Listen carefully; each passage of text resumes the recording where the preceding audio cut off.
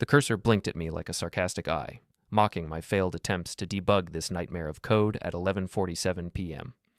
My coffee had gone cold hours ago, leaving a bitter film on my tongue that matched my mood perfectly. The house was silent except for the hum of my computer and the occasional creak of settling wood. Then my phone buzzed. Nicole. Stuck in traffic. Don't wait up.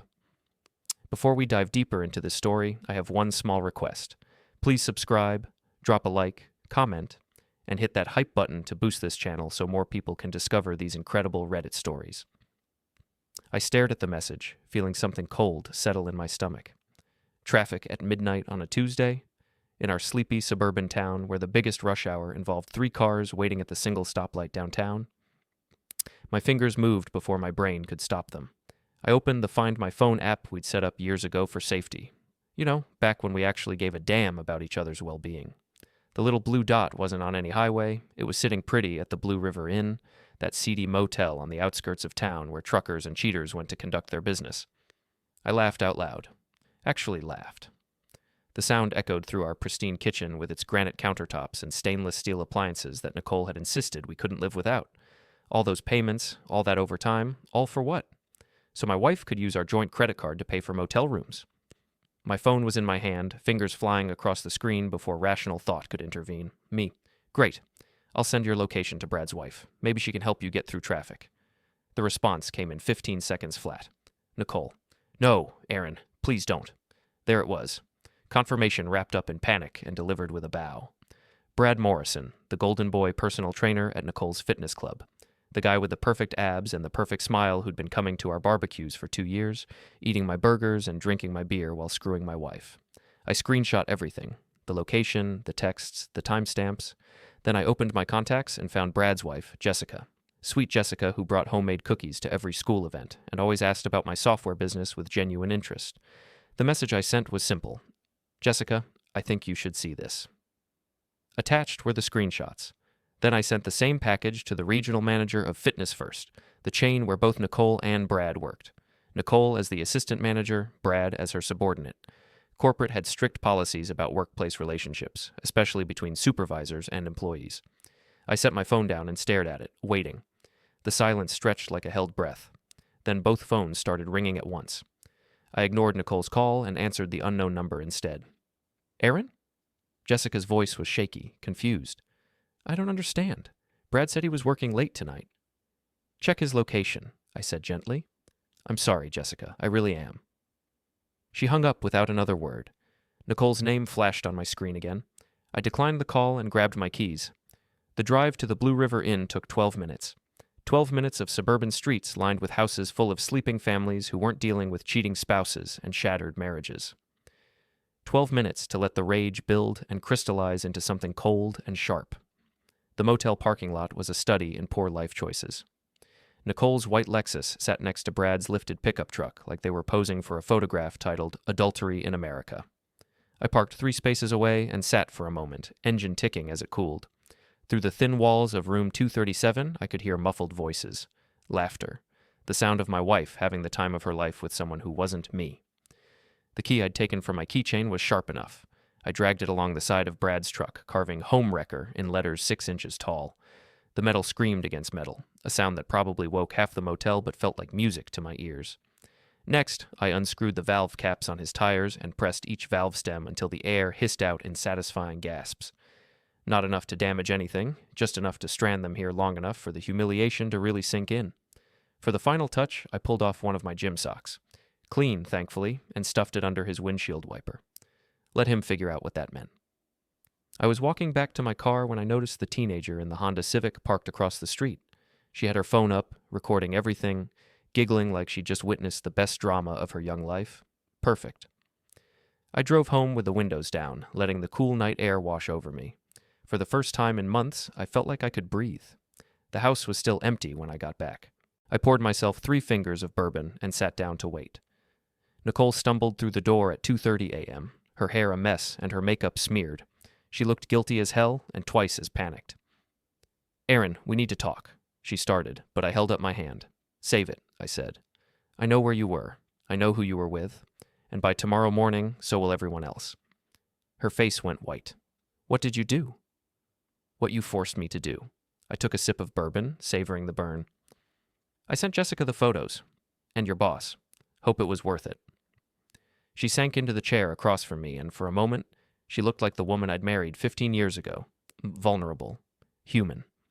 Then her expression hardened into something I didn't recognize. You bastard, she whispered. You have no idea what you've done. Oh, I think I have a pretty good idea. I stood up, leaving my glass on the table. I'm sleeping in the guest room. Tomorrow, we figure out how to explain this to Owen. Our 10-year-old son. The only innocent party in this whole mess. As I walked upstairs, my phone buzzed with a notification. Someone had tagged Nicole in an Instagram video. The caption read, "Is this your car, Mrs. N?" The video had already been viewed 300 times. I smiled and turned off the lights. Morning came with the subtlety of a freight train. My phone had been buzzing since 6 a.m. with calls, texts, and social media notifications. Nicole's phone, abandoned on the kitchen counter, was doing the same desperate dance. I made coffee and scrolled through the messages while Nicole hid upstairs, presumably trying to figure out how to spin this disaster into something resembling innocence. Jessica had sent me a simple thank you at 4 a.m. No other details, but I could imagine the scene at the Morrison household. Brad's truck was probably still sitting at that motel with flat tires and my sock, waiting for a tow truck and a very awkward explanation.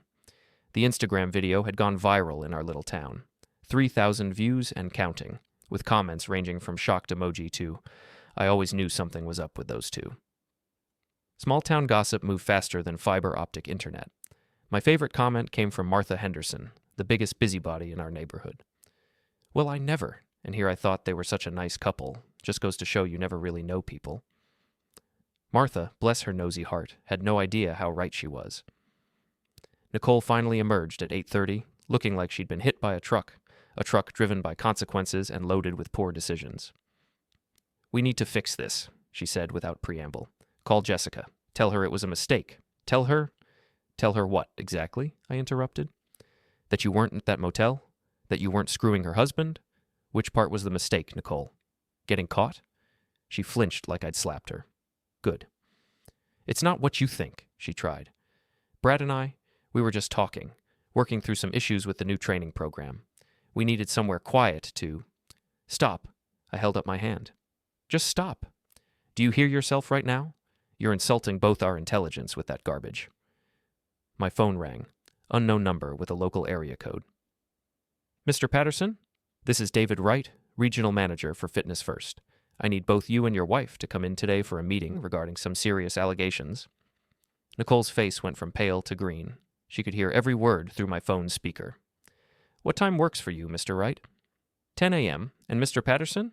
Bring any documentation you might have regarding this situation. I looked at Nicole as I hung up. Still think this is fixable? She sat down heavily, her head in her hands. You don't understand. If they fire me, if they fire Brad, we'll lose everything. The house, Owen's school, your business. My business? I laughed, but there was no humor in it. My business that you've been complaining about for 2 years, the one that's not successful enough, not prestigious enough, not enough to keep you satisfied. That business? Aaron, please, think about Owen. And there it was, the nuclear option, using our son as a human shield for her bad choices. I am thinking about Owen, I said quietly. I'm thinking about what kind of example we're setting. I'm thinking about whether he deserves to grow up in a house built on lies. I'm thinking about a lot of things, Nicole. But mostly I'm thinking about how you threw away 15 years for some gym rat with more muscles than brains. She started crying then. Real tears, not the crocodile variety she'd perfected over the years. For a moment, I almost felt sorry for her. The meeting at Fitness First was everything I'd hoped it would be. David Wright was a no-nonsense corporate type who'd clearly dealt with this situation before. He had Nicole and Brad sit on opposite sides of his office like children in detention while he laid out the facts. Workplace relationships between supervisors and subordinates are strictly prohibited, he said, reading from their employee handbook. Violations can result in immediate termination for both parties. Brad tried to play dumb. Sir, I don't know what Mr. Patterson thinks he saw, but Nicole and I have a strictly professional relationship. I pulled out my phone and showed Wright the screenshots. The location data, the timeline, the Instagram video that now had over 5,000 views. This is from last night, I said. 11:47 p.m. to 2:30 a.m. Both of their phones at the Blue River Inn. You tell me what kind of professional meeting requires 4.5 hours at a motel. Wright studied the evidence with the expression of a man who'd seen too much workplace drama and had zero patience for any of it. Mrs. Patterson, Mr. Morrison, you're both suspended pending a full investigation. You'll hear from HR within 72 hours. Nicole tried to protest, but Wright cut her off. The decision is final. Please clean out your lockers and leave the premises immediately. In the parking lot, Brad finally showed his true colors. This is all your fault, he snarled at me. You couldn't just mind your own business, could you? Had to play the victim and ruin everyone's life. I looked at this man who'd been eating at my table for 2 years, who'd played catch with my son, who'd smiled and shaken my hand while planning to destroy my marriage. My business? I said. You made it my business the moment you started screwing my wife. He took a step toward me, his gym-sculpted chest puffed out like a rooster. Maybe if you'd taken better care of her, she wouldn't have needed to find someone who could. That's when I lost it. I grabbed his gym bag from his shoulder and hurled it onto the roof of the fitness center. Protein powder and workout clothes exploded across the black shingles like confetti at the world's most pathetic celebration. Here's a professional tip, Brad, I said, my voice calm despite the rage burning in my chest. Hope your new protein powder comes with an unemployment check. He lunged at me then, but Nicole stepped between us. Stop it, both of you, just stop. Brad shook his head in disgust and walked away, leaving his scattered belongings on the roof. Nicole watched him go with something that might have been longing in her eyes. That's when I knew our marriage was truly over. 15 years, I said to her. 15 years, and you're still watching him walk away like you wish you could follow. She turned to me with tears streaming down her face. Aaron, Save it. We're done here. I got in my car and drove away, leaving her standing in the parking lot of her former workplace, surrounded by the wreckage of her poor choices. My phone buzzed as I pulled into our driveway. Unknown number. You don't know the whole story. Watch your back. The area code was local. I stared at the message, trying to figure out who would threaten me. Brad was too stupid for anonymous texts. Nicole was too panicked. Then it hit me. Megan Walsh, Nicole's best friend and the HR manager at Fitness First, the woman who'd been encouraging Nicole's girls' nights out and self-discovery journey for the past 6 months. I'd always wondered why Nicole's best friend seemed to dislike me so much. Now I was about to find out. The threatening text message sat in my phone like a digital time bomb, but I had bigger problems to deal with. Owen would be home from school in 2 hours, and I needed to figure out how to explain why Mommy might not be living with us much longer. I was working on that particular nightmare when my doorbell rang. Through the peephole, I saw Megan Walsh standing on my porch with a casserole dish and a concerned expression that fooled exactly nobody. I opened the door but didn't invite her in. Aaron, honey, I heard about what happened, she said in that syrupy voice she used when she was about to manipulate someone. I brought you and Owen some dinner. I know this must be so hard for you. Cut the act, Megan. I know you sent that text. Her concerned expression flickered for just a moment, revealing something cold underneath. Then the mask was back in place. I have no idea what you're talking about. I'm just here to support my friend's family during this difficult time. Your friend, I repeated. The same friend you've been encouraging to have girls' nights out at seedy motels? Nicole is going through a rough patch. She needed someone to talk to, someone who understood her needs. And those needs included screwing her subordinate. Megan's smile turned sharp. Sometimes people grow apart, Aaron. Sometimes they realize they deserve better than what they settled for. There it was, the real Megan, the one who'd been poisoning my marriage from the inside. You know what's funny? I said, leaning against the doorframe. I just remembered where I know you from.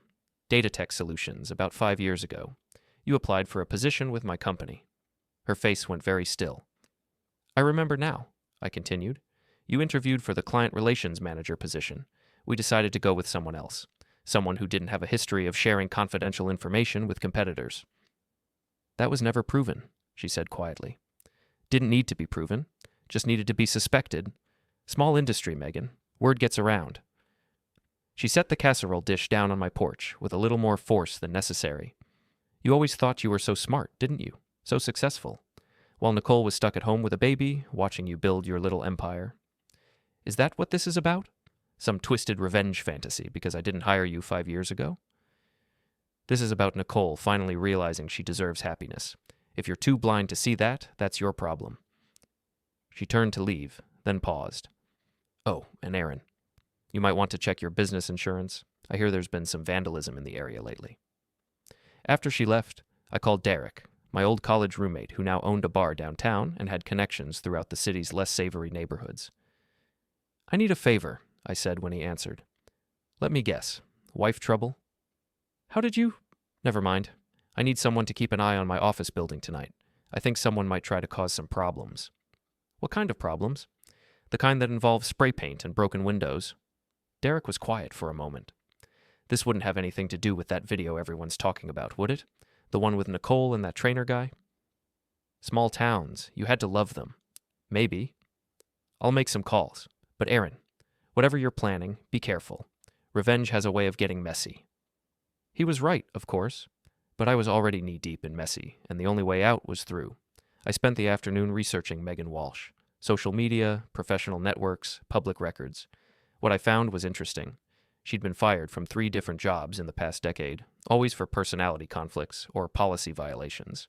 She'd never been married, had no kids, and seemed to specialize in inserting herself into other people's drama. Her LinkedIn profile was a masterpiece of corporate buzzwords and inflated accomplishments. According to her, she was a dynamic human resources professional with expertise in conflict resolution and employee relations. What she actually was, I realized, was a professional shit-stirrer who got her kicks from destroying other people's lives. The pieces were falling into place. Megan had been feeding Nicole's dissatisfaction for months, maybe years, encouraging her to see me as the villain in her story, pushing her toward Brad, knowing it would blow up everything I'd worked for. But why? What did she get out of it? The answer came to me as I was picking up Owen from school. "Dad, why does Mom look so sad lately?" he asked as we drove home. "She's going through some stuff right now, buddy. Adult stuff that's hard to explain." "Is she going to move out like Tommy's mom did?"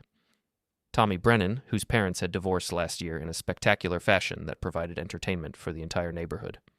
"I don't know yet," I said honestly. "But no matter what happens, your mom and I both love you very much." He nodded solemnly, then went back to his handheld game. That's when it hit me. Megan didn't just want to destroy my marriage. She wanted to destroy me completely. My business, my reputation, my relationship with my son. She wanted to take everything I had and grind it into dust. The question was why. I got my answer that evening when Derek called. "Good thing you asked me to watch your place," he said. "Caught someone trying to spray paint your office building around midnight. Chased them off before they could do much damage." "Did you see who it was?" "Yeah, and you're not going to like it. It was that HR lady from the fitness center. Megan something? Walsh. That's the one. She had a whole bag of supplies. Spray paint, glass etching cream, the works. This wasn't some spur-of-the-moment thing, Aaron. She came prepared for serious damage." "Did you call the police?" "Figured I'd let you decide how to handle it. But I got video of the whole thing on my phone." "Perfect. Send me the video. And Derek? Thanks. I owe you big time. Just be careful, man. This woman seems seriously unhinged." After I hung up, I sat in my home office and thought about my next move. Megan had made this personal, had tried to destroy my business along with my marriage. She'd manipulated my wife, threatened me, and attempted vandalism. But I had video evidence now. I had proof of her involvement. More importantly, I had a plan. I opened my laptop and started typing an email to every member of the Fitness First corporate team, including the regional manager who'd suspended Nicole and Brad. "Dear Mr. Wright," I began. "I wanted to follow up on our meeting yesterday with some additional information regarding the workplace relationship between my wife and Mr. Morrison. It seems there may be a third party involved who has been facilitating and encouraging this violation of company policy." I attached Derek's video, along with screenshots of Megan's threatening text message and a detailed timeline of her involvement in the affair. Then I sent copies to the Better Business Bureau, the state licensing board for HR professionals, and the corporate headquarters of every company where Megan had previously worked. If she wanted to play games, I'd show her what a real player looked like. My phone rang as I was hitting send on the last email. "Aaron?" It was Nicole, and she sounded terrified. "We need to talk. There's something about Megan you need to know." "I'm listening." "She's been planning this for months. The affair, the public humiliation, all of it. She said she wanted to make you pay for what you did to her." "What I did to her?" "Something about a job. She said you ruined her career, and now she was going to ruin your life." I closed my eyes and felt the last piece of the puzzle click into place. "Nicole, where are you right now?" "At Megan's apartment. Aaron, I think she's completely lost it. She's talking about going after Owen next, about making sure you lose custody." The phone went silent. I grabbed my keys and ran for the car. Megan's apartment complex was one of those generic suburban developments that looked like it had been designed by someone who'd given up on life. Identical buildings, identical landscaping, identical mailboxes lined up like tombstones. I found her unit and pounded on the door. "Megan, open up! I know Nicole's in there." The door opened, but it wasn't Megan. It was Nicole, and she looked like she'd been crying for hours. "Aaron, thank God. She's lost it completely. She's been planning this whole thing since I didn't hire her 5 years ago," I finished. "I know." Nicole stared at me. "You knew?" "I figured it out. The question is, why did you go along with it?" She looked down at her hands. "At first, I didn't know what she was doing. She was just being supportive, you know? Listening when I complained about work, about money, about feeling like we were growing apart. And then? Then she started suggesting things. Maybe I should join the gym, get back in shape. Maybe I should be more independent, go out with friends more often. Maybe I deserved better than a husband who worked all the time and never paid attention to me. I felt something cold settle in my stomach. She introduced you to Brad. She arranged for him to be my trainer, said he was perfect for someone like me, someone who needed to rediscover her confidence. And you believed her." Nicole's face crumpled. "I was lonely, Aaron. I felt invisible in my own life. And there was this gorgeous man telling me I was beautiful, that I deserved to be happy, that my husband was holding me back. So you decided to blow up our marriage. I didn't mean for it to go this far. It was supposed to be just a few harmless flirtations, maybe some attention to make me feel alive again. But Megan kept pushing, kept saying I owed it to myself to explore my options. Where is she now?" "Kitchen. She's been on the phone for the past hour, calling people, trying to do damage control. Aaron, she showed me files she's been keeping on you, photos, financial records, information about your clients. She's been stalking you for years." I pushed past Nicole into the apartment. Megan was standing at the kitchen counter with her back to me, phone pressed to her ear. "I don't care what it costs," she was saying. "I want him destroyed. His business, his reputation, his custody of that kid, everything." She turned around and saw me standing there. Her face went through several expressions before settling on defiant anger. "I'll call you back," she said into the phone and hung up. "Hello, Aaron. I was wondering when you'd show up." "It's over, Megan. I've already sent the video of you vandalizing my building to the police and your corporate office. Your little revenge fantasy ends now." She laughed, but there was nothing sane about the sound. "You think this is about revenge? This is about justice. Do you have any idea what you did to me 5 years ago? I didn't hire you for a job. That's not exactly a war crime. You didn't just not hire me, you blacklisted me, spread rumors about my professional conduct, made it impossible for me to get decent work anywhere in this industry. I never— Don't lie," she screamed. "I know it was you. Every interview, every rejection, they all mentioned concerns about my reliability and professional judgment. Word for word, the same phrases you used in my rejection email." I stared at her, trying to remember the details of her interview. Then it came back to me. "You shared confidential client information with our competitor," I said slowly. "During the interview process, you thought it would impress us, show how much you knew about the industry." I was trying to demonstrate my knowledge. "You were committing corporate espionage. Of course I reported it to other companies in our network. That's standard practice. You destroyed my career. You destroyed your own career. I just made sure you couldn't do it to anyone else." She grabbed a kitchen knife from the counter, and Nicole screamed, "Megan, don't!" 5 years, Megan said, pointing the knife at me. 5 years of rejection, of working bad jobs, of watching people like you succeed while I struggled, and then I met Nicole, and I realized I could finally make you pay. By destroying an innocent woman's marriage? Innocent. Megan laughed again. Nicole wasn't innocent. She was miserable, neglected, ready to be saved from her boring life. I just gave her the push she needed. You manipulated her. I liberated her, and now I'm going to finish what I started. She lunged at me with the knife, but I was ready. I grabbed a chair and used it to block her attack, then shoved her backward into the counter. The knife went flying, clattering across the kitchen floor. Nicole was on her phone, screaming at the 911 operator. Megan slumped against the counter, all the fight gone out of her. "It should have been me," she whispered. "I should have had the successful husband, the nice house, the perfect life. Instead, I got nothing while people like you got everything." "People like me work for what we have," I said. "We don't try to steal it from others." The police arrived 10 minutes later, followed by an ambulance and what looked like half the neighborhood. Megan was taken away in handcuffs, still muttering about justice and revenge. Nicole and I gave our statements separately, then found ourselves standing in the parking lot as the emergency vehicles drove away. "What happens now?" she asked. I looked at this woman I'd been married to for 15 years, this stranger who'd let her loneliness and dissatisfaction turn her into someone I didn't recognize. Now we figure out how to tell Owen that Mommy made some very bad choices and Daddy's going to take care of him while she figures out how to fix them. Aaron, I'm so sorry. If I could take it all back. But you can't.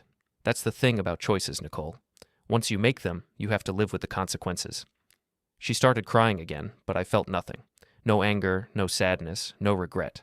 Just a cold, empty space where 15 years of marriage used to be. "I'll have my lawyer contact you about the divorce proceedings," I said. "You can stay at your sister's while we sort out the details." "What about Owen? What about him? You think I'm going to let him live with someone who's been lying to him for months?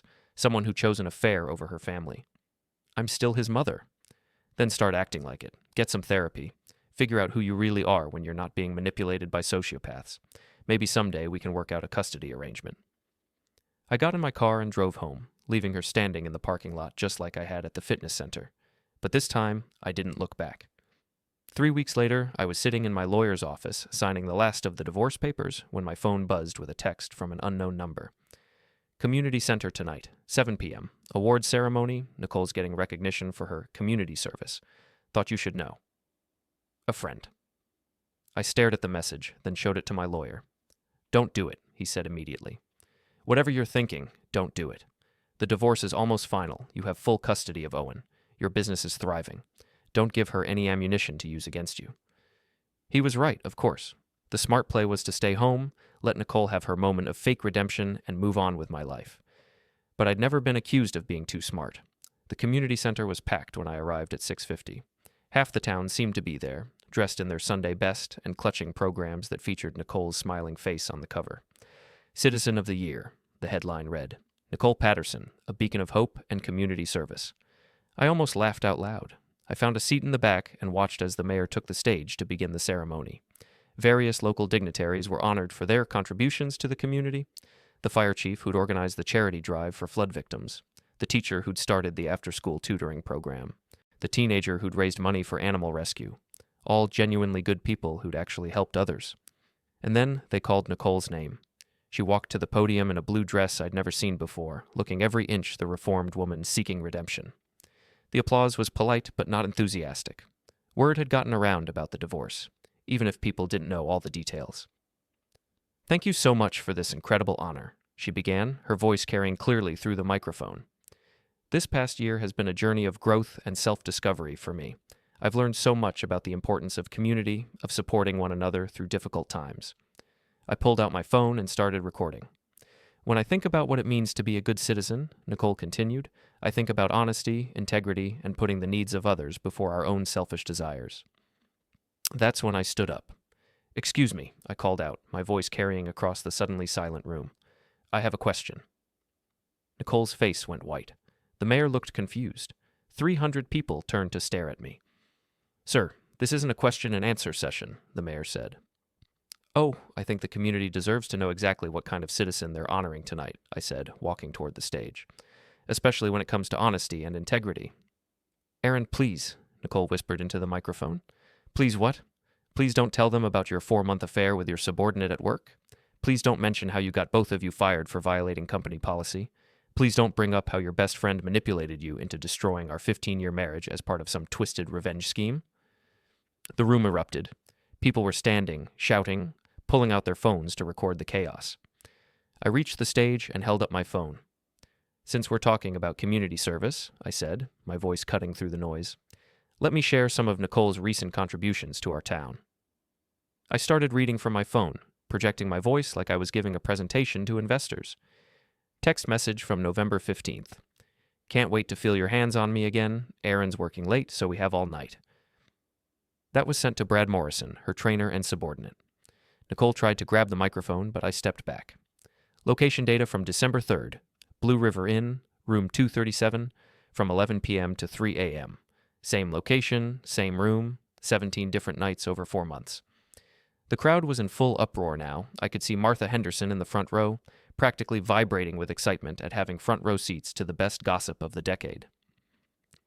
And my personal favorite, I continued, email from Nicole to her sister last month. I don't care if it hurts Aaron. I deserve to be happy, and if that means destroying everything we built together, so be it. Nicole was crying now, but I wasn't finished. But wait, there's more. Let's talk about her contributions to workplace safety. Did you know that Nicole and her friend Megan Walsh conspired to create a hostile work environment at Fitness First? Did you know they violated multiple company policies and got 2 people fired? I turned to face Nicole directly. And let's not forget her commitment to family values. Tell them, Nicole. Tell them how you chose your affair over your 10-year-old son. Tell them how you were willing to destroy his stable home life for a few months of excitement with a man who dumped you the moment things got complicated. The mayor was trying to restore order, but it was hopeless. The room was chaos, with people shouting questions and accusations. Nicole grabbed the microphone with shaking hands.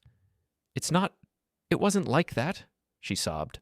I made mistakes, but I'm trying to make amends. I'm trying to be better. By lying to an entire community? I shot back. By accepting an award for citizenship while hiding the fact that you're a serial adulterer who destroyed multiple families? That's when Brad Morrison stood up in the audience. That's enough, he shouted. You want to blame everyone else for your failures as a husband, but maybe you should look in the mirror. The crowd turned to stare at him, and I smiled. Ladies and gentlemen, I announced, meet Brad Morrison, the other half of this community service project. Brad, tell everyone how your affair with Nicole contributed to the betterment of our town. Brad pushed his way toward the stage, his face red with anger. You self-righteous piece of garbage. Nicole was miserable with you. She told me how you ignored her, how you cared more about your business than your family. So you decided to help by sleeping with her? I helped by showing her what real passion looks like. The crowd was eating this up. Phones were recording from every angle. This was going to be on social media within minutes. Real passion, I repeated. Is that what you call getting fired from your job? Is that what you call destroying your own marriage? Because last I heard, your wife took the house, the kids, and half your pension. Brad lunged at me, but security guards grabbed him before he could reach the stage. As they dragged him away, he shouted, "This isn't over." "Oh, but it is," I called back. "You're unemployed, divorced, and now you're banned from community events. I'd say it's very much over." I turned back to the crowd, which had gone mostly quiet. "I apologize for disrupting your evening," I said. "But I thought you deserved to know exactly what kind of citizen you were honoring. Nicole Patterson has spent the last 4 months lying to everyone in her life, including her husband and son. She's violated workplace policies, destroyed multiple marriages, and conspired with a mentally unstable woman to commit vandalism and harassment." I pulled out a folder I'd brought with me. "I have documentation of everything I've said tonight. Text messages, location data, witness statements, police reports. Anyone who wants to see the evidence is welcome to contact me." I tossed the folder onto the stage and started walking toward the exit. "Aaron, wait," Nicole called after me. I stopped and turned back one final time. "Enjoy your award, Nicole. You've earned it." The crowd parted as I walked through them, and I could hear the whispers starting already. By tomorrow morning, everyone in town would know every detail of Nicole's affair and Megan's revenge plot. My phone was buzzing with notifications before I even reached my car. The videos were already going viral, shared and reshared across every social media platform. I drove home to find Owen waiting for me in the living room, doing homework at the kitchen table. "How was your meeting, Dad?" "Productive," I said. "Very productive." "Is Mom going to come home soon?" I sat down across from him and looked at my son, this amazing kid who deserved so much better than the chaos his mother had created. "No, buddy. Mom's going to be living somewhere else from now on, but she loves you very much, and you'll still get to see her." He nodded solemnly, then went back to his math homework. My phone rang. It was Derek. "Dude, you're all over the internet. That speech is being shared everywhere." "Good. Nicole's finished in this town. You know that, right? No one's going to hire her. No one's going to trust her. You basically nuked her entire life." "She nuked her own life. I just made sure everyone knew about it." "And Brad? What about him?" "Word is he's leaving town. Can't find work. Can't show his face anywhere. His ex-wife's lawyer is going after him for increased alimony based on his moral turpitude." I smiled. Moral turpitude. I like that. "What about you? What's next?" I looked around my house, finally quiet and peaceful for the first time in months. Owen was humming while he worked on his homework. My business was thriving. My divorce would be final within the week. "Next, I'm going to be the best father I can be," I said. "And maybe I'll write a book about all this." How to destroy your cheating wife's life in 5 easy steps. Derek laughed. You're a cold bastard, Aaron Patterson. No, I said, watching Owen solve math problems with the same methodical precision I'd used to solve the problem of my marriage. I'm just someone who doesn't like being lied to. I hung up the phone and deleted all the social media apps from my phone. I'd seen enough chaos for one lifetime. Tomorrow, Nicole would wake up in a town where everyone knew exactly who she really was. She'd have to face the consequences of her choices every single day, in every interaction, for as long as she stayed here. Brad would have to start over somewhere else, carrying the reputation of a man who destroyed families for his own gratification. Megan was facing criminal charges for vandalism, harassment, and making terroristic threats. Her career in human resources was over permanently. And me, I was finally free.